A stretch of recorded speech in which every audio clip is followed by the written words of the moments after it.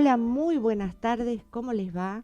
Hoy tenemos un programa excelente, un gran programa a causa de nuestro invitado, que es Luciano Lamberti. ¿Cómo estás, Luciano? Muy bien, Graciela, muchas gracias. Bueno, muchas gracias por venir al estudio, porque sé que estás muy ocupado. Pero bueno, antes de hacerle las preguntas que tenemos preparadas para Luciano, vamos a los créditos. Estás escuchando El ojo de Diotima, una mirada puesta en los matices de la literatura porque amamos el debate y el gris. Nos acompañan Nora Ricardi en la columna de libros, Ediciones Diotima y Federico Vilar en la producción, Juana en la parte técnica y quien les habla, Graciela Escarlato, en la conducción general. Bueno, Luciano, vos no necesitas ninguna presentación, pero vamos a decir algunas breves cositas con respecto a tu trayectoria. Nació en San Francisco, Córdoba, en 1978. Es licenciado en letras. Publicó los libros de cuentos La casa de los eucaliptus, El asesino de chanchos, El loro que podía adivinar el futuro. Estos dos últimos están incluidos en su último libro, Gente que habla dormida, y las novelas La maestra rural, La masacre de Kruger, finalista del premio Filba Medife, y Los abetos, perdón. Actualmente vive en Buenos Aires, donde dicta talleres de escritura creativa. Vamos a mostrar el último libro de... ¿A qué cámara lo muestro? ¿Se ve? Es el último libro de Luciano, que se llama Gente que habla dormida, y que reúne los dos libros que mencionamos y un libro nuevo que se llama Pequeños robos a la luz de la luna. Bueno, si te parece, empezamos con las preguntas. ¿Cómo estás? ¿Te sentís cómodo? ¿Todo Perfecto, bien? muy bien, Perfecto. muy bien. Salvando los problemas de De subte. subte y Sí, todo sí, sí, eso. sí. Bueno, yo te estuve leyendo y la verdad que a mí me sorprenden los principios de tus textos. El principio de tus cuentos, de la maestra rural, es de lo más potente que he leído. Entonces te quiero preguntar cómo pasa eso, cuál es la semilla por donde vos empezás a pensar un cuento. Bueno, por un lado, yo supongo que los principios, yo lo que enseño en mis talleres es que los principios, que algunos principios, no todos, tienen que enganchar a un lector muy distraído y muy seducido por su celular. Entonces, eh, supongo que hay que darle por un lado algo medianamente extraordinario, digamos, que se salga de lo común, ¿no? Odio los principios que son, se levantó, se lavó los dientes y se puso las pantuflas porque es como, me aburre, es una mañana más, ¿no? Entonces trato de pensar en principios contundentes y que marquen como una dirección en el cuento, ¿no? Yo escribo cuentos en general bastante cortos, y entonces no tengo tiempo para perder el tiempo, ¿no? Es como que sigo esa máxima de Kurt Vonnegut que decía, empezar lo más cerca posible del final y después si querés te vas para otra parte en términos temporales, pero sujetar al lector por el cuello para tenerlo conmigo y después ver qué hago con él. Bueno, es muy exitoso eso, porque realmente pasa, uno no los puede soltar. Em, yo estaba leyendo El hombre de la máscara, ¿no? Y ahí decís que él ve a las personas cuando están dormidas y que ahí son realmente lo que las personas son, ¿no? Auténticas, especialmente cuando están soñando. Y yo eso lo relacioné con la literatura, ¿no? Y te quería preguntar si vos pensás que allí en la ficción, en lo que hay de imaginación en la ficción, está lo más auténtico de nosotros, ¿no? Que durante el día disimulamos un poco, pero ahí está el núcleo, ¿no? Bueno, la literatura es un sueño guiado, en gran medida. Creo que lo decía Borges, citando a Quevedo o algo por el estilo. Total, nadie leyó a Quevedo, así que no pasa nada. Nadie se va a dar cuenta. Eh, en gran medida es un sueño guiado, es un sueño donde uno marca al lector alguna trayectoria posible. Y yo creo que hay diferentes posturas para leer. Uno puede leer en el subte o puede leer incluso caminando, pero la postura ideal tiene que ver con el sueño y tiene que ver con el abandono que implica quedarse dormido. Ese en particular es un juego, es un cuento que plantea un juego de máscaras o de apariencias y de realidades, que también, qué sé yo, es un lugar muy transitado, como todos los lugares de la literatura, pero uno trata de pensarlo desde una perspectiva nueva, ¿no? De cualquier forma, el narrador de ese cuento es alguien que está un poquito enfermo, entonces no tenemos que hacerle caso.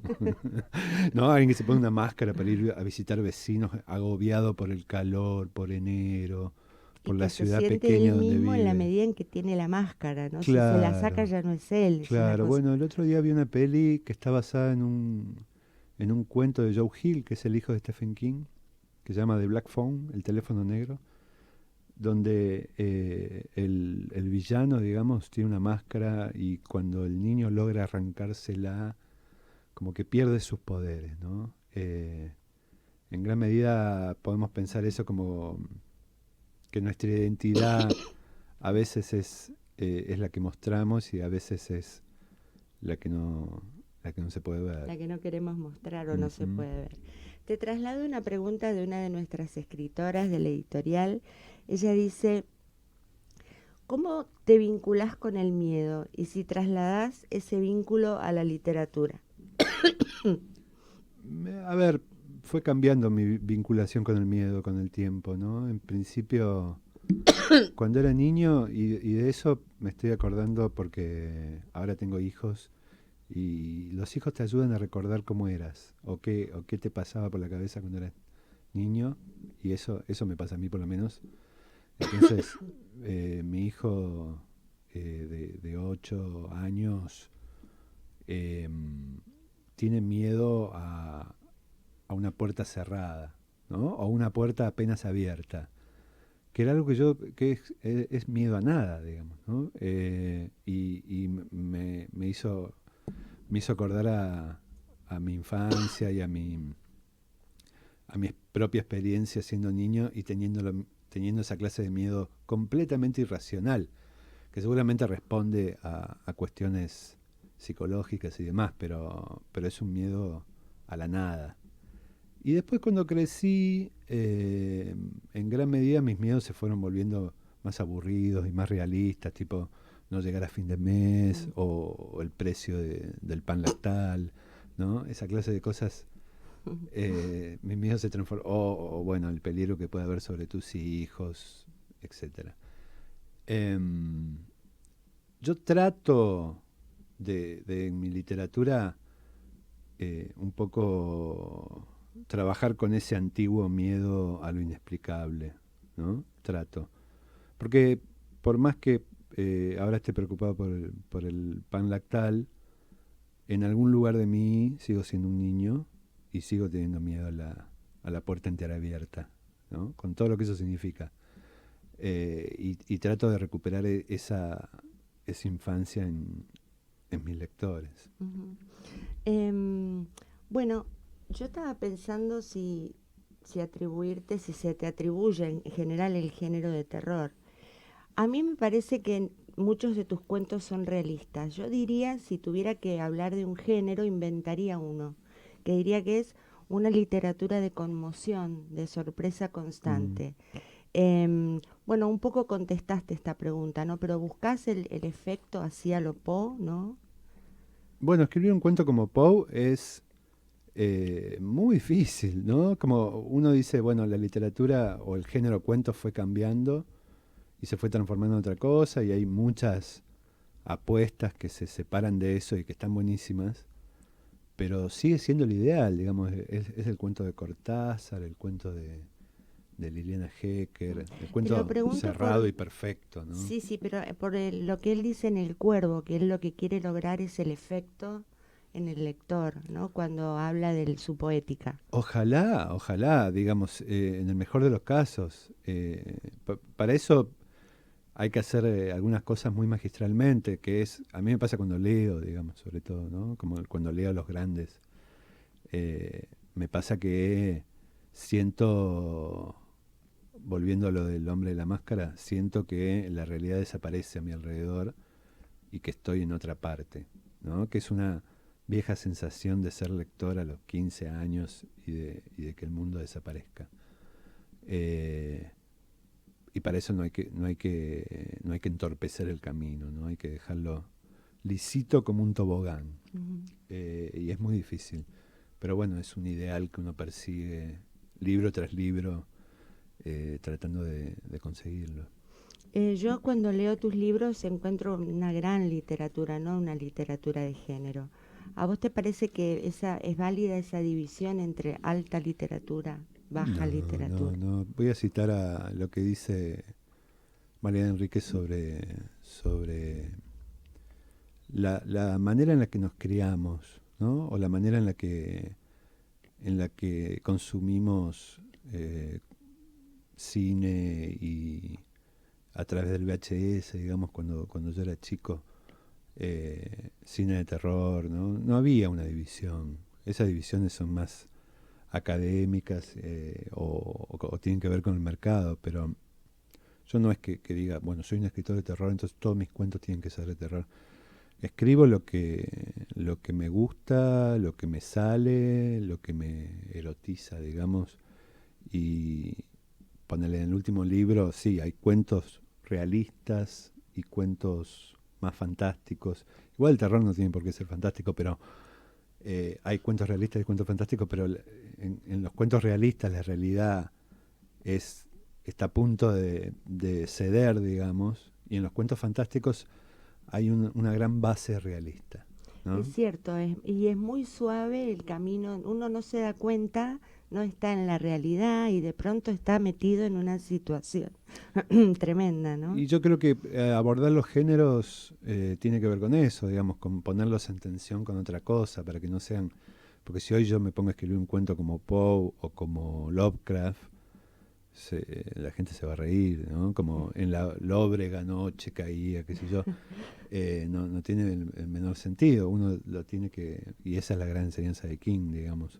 Darle un contexto realista donde el lector se sienta cómodo para que de ahí emerja lo sobrenatural. Yo leía en los cuentos bueno, en El asesino de chanchos en particular, El comido por las hormigas, en todo ese libro hay como una especie de deterioro en los personajes, una cosa que se va para abajo, ¿no? Por ejemplo, la guerra entre ricos y pobres en Comido por las hormigas. Te quería preguntar, ¿cuál sentís que es el hilo conductor de ese libro o vos qué querías contar? Bueno, es el primer libro de narrativa, digamos, más o menos serio de mi parte. Antes escribí uno, pero ni siquiera lo nombro de lo malo que es. No Que lo puedo publiqué creerlo, en no una puedo editorial creerlo. chiquitita. Es el libro, y es un libro donde yo establezco una zona, que es la zona del interior donde pasé mi infancia, y una época que son los 90, digamos, y los efectos del menemismo en el trabajo, la vida, los jóvenes, el horizonte de expectativas. Entonces, si algo tiene en común es ese paisaje, que a mí me gusta mucho escribir a partir de un paisaje, de un espacio, y sí, cierta indolencia de los personajes que no están preparados para ser lastimados, Exacto, ¿no? se ¿Viste? nota esa desazón, ¿no? Tiene un epígrafe que dice: Dios hace sufrir a quienes ama, que a mí me encanta, que es del libro de Job. Dijo, Y que tienen que ver con eso, digamos, con los resultados en términos de vivencia de una época política y de su derrumbe, ¿no? Les recomiendo muchísimo ese libro, que lo van a encontrar en que es Gente que habla dormida, junto con Pequeños robos a la luz de la luna, que es el último, y El loro que podía adivinar el futuro. Leyéndote, a veces yo tengo la sensación de que los cuentos son arbóreos, ¿no? Como que se van diseminando de un tema, pasan al otro, y eso me hace pensar a mí, en Aira. Pero yo te quería preguntar, ¿qué escritores te influyeron a vos? ¿En qué tradición te gustaría ponerte? Un montón, qué sé yo. Aira no, porque me parece que Aira es inimitable. Si imitas a Aira, siempre fallás, ¿no? Hay una novela de Ariel Idés que se llama La última novela de César Aira, que César Aira leyó y dijo que estaba escrita en prosa, ¿no? Como para diferenciarla de su poesía. No hay forma, no hay forma de imitar a Aira y no hacer ridiculeces. Yo leí mucha literatura norteamericana durante mis estudios de letras, muchísima, y es en esa forma de mirar casi cinematográfica donde más me siento cómodo. No sé específicamente qué escritores, pero yo me acuerdo cuando tenía 20, era y soy amigo de Fede Falco, y en esa época nos conocíamos y íbamos a un taller juntos.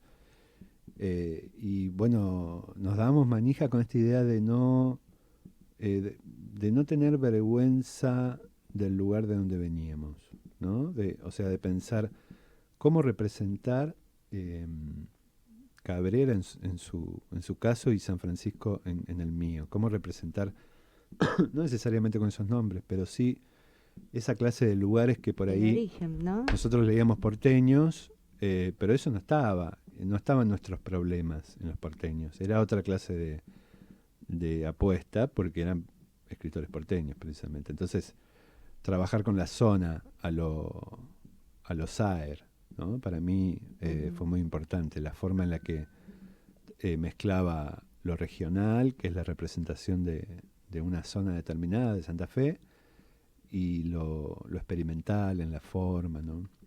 Eso para mí era muy interesante. Es un concepto que todavía pienso.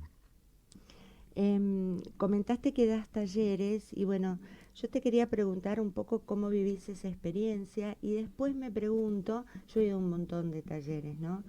Pero si se puede enseñar a escribir, o sea, hay que tener algo especial, además de una inclinación, pero un talento innato para ser escritor. Mira, te voy a citar a Schweblin. Ella dice, se puede enseñar a pintar o a dibujar decentemente. ¿Por qué no escribir? O se puede enseñar a arreglar un motor. ¿Por qué no escribir? ¿Por qué sería tan mágico escribir?